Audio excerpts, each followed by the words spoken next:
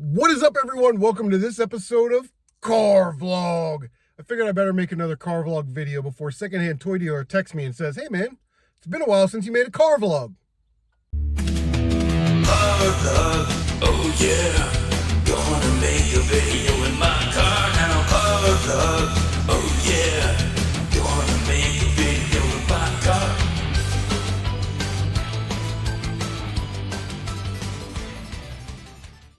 Got a couple things that we want to talk about today. So just my opinion, Smash JT should sue Kotaku for falsely using their ability to copyright and have his website taken down.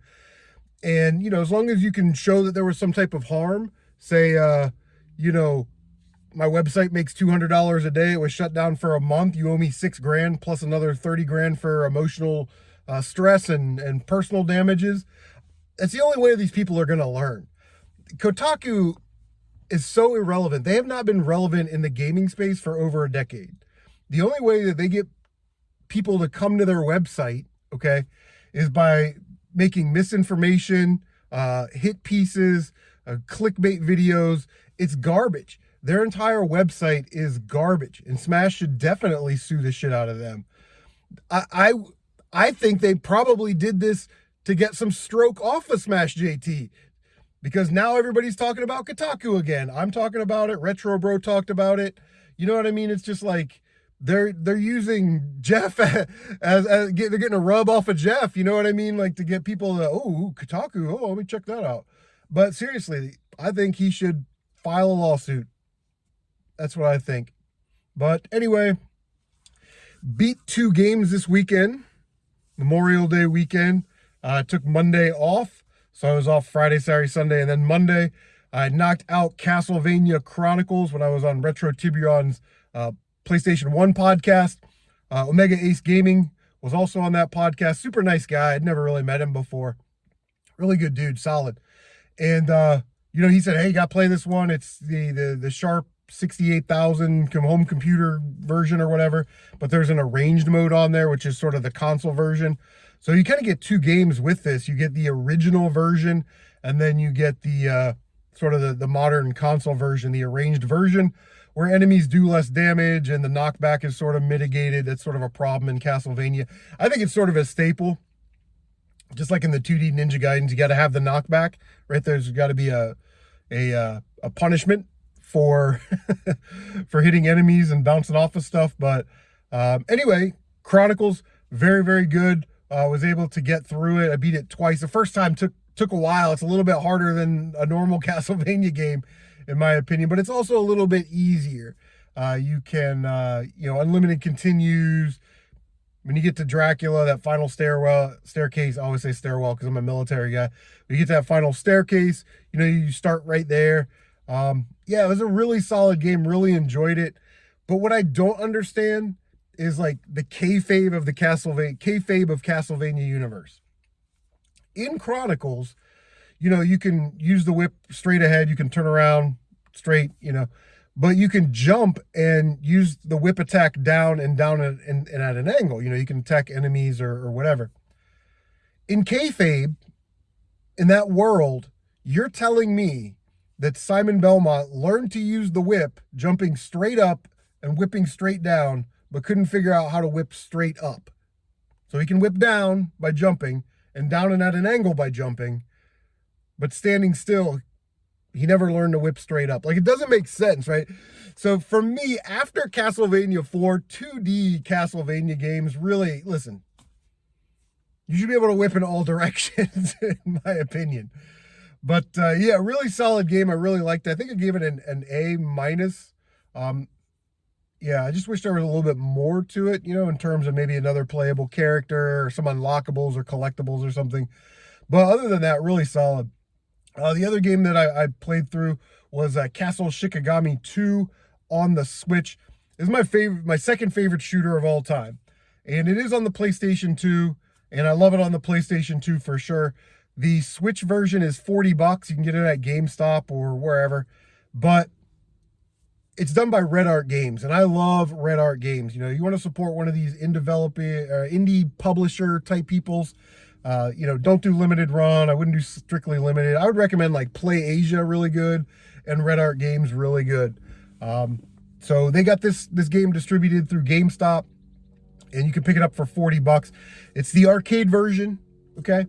But you also get sort of a practice mode.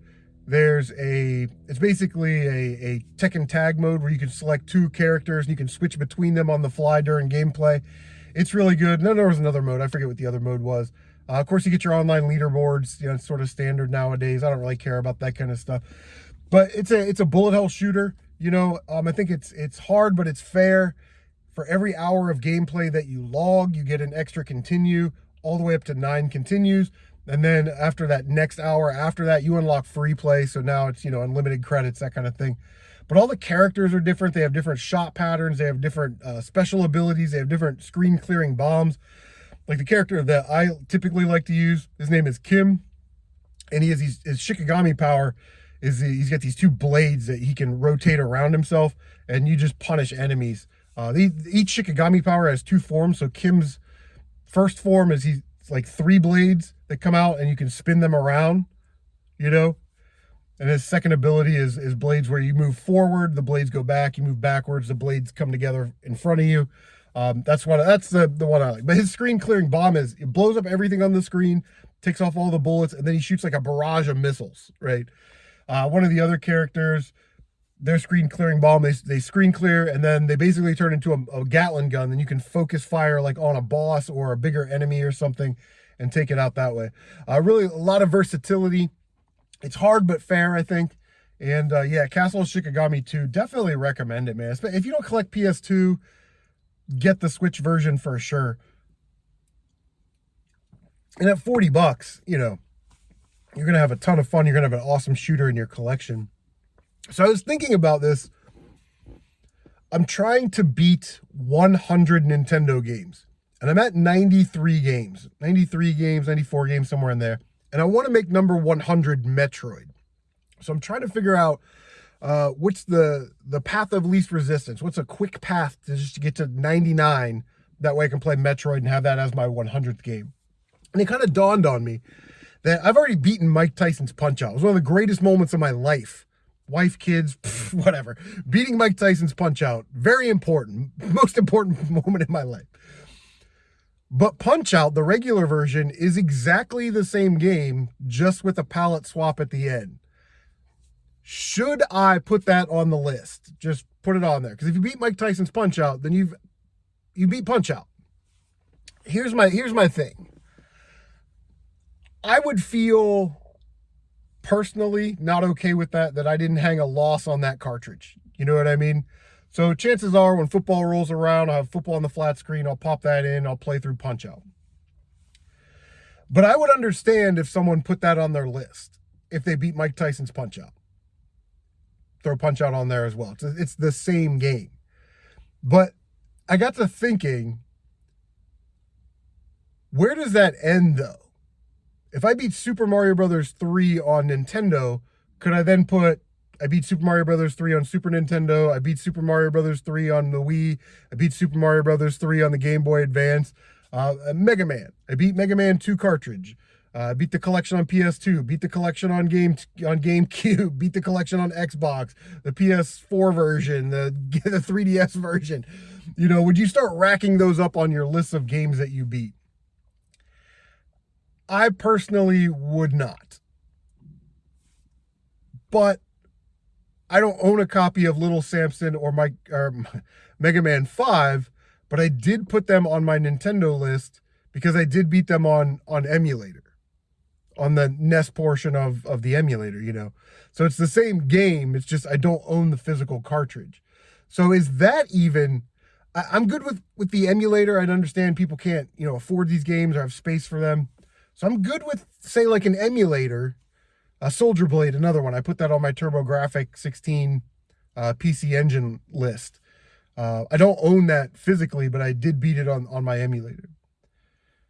So I would be good with the emulator. Everybody's got like their own standards, right? So I'd be good with the emulator, but I wouldn't be good with saying that I beat Mega Man 5 on the NES if I played it on the PS4. You know what I mean?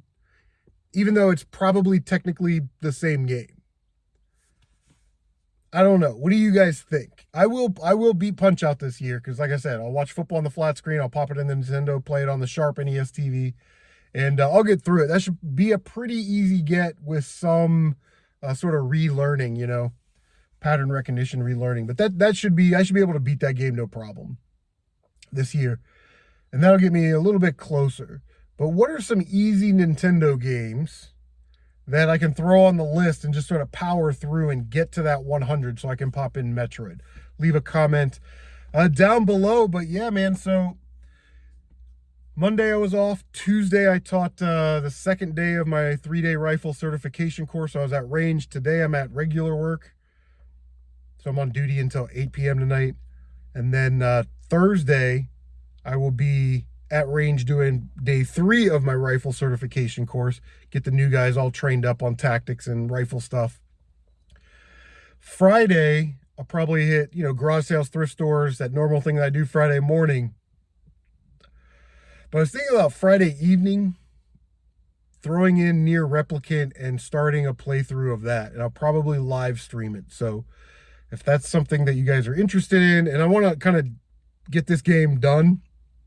Replicant is a remake of the 7th gen version, the PS3 version, and the 360 version. Even though those two versions are a little bit different, the PS3 version you play as like the older version of the character trying to save his daughter.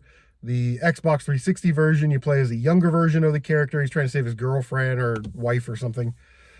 So Replicant is a sort of a remake or remaster of those games. I really, really want to play it. So I might live stream that this weekend. I did pick up some amazing Micro Machines at the flea market last weekend, so those will be in a Toy Freak episode coming up. What else we got? Oh, I did a Micro Machines Micro Lights battery replacement, showing people what batteries they need and how to replace a battery in a Micro Machines Micro Lights. That's on the Toy Freaks channel. Yeah, I think that's about it, man. A lot of things going on. Beat a couple games this weekend. Looking forward to playing a long game this weekend. Got range tomorrow. And Smash JT should definitely sue the crap out of Kotaku, in my opinion. Anyway, make sure you like, comment, subscribe, share on social media. Don't forget to bang that notification bell so you can stay up to date on all of your CM Retro gaming goodness. And thank you for stopping by Car Vlog.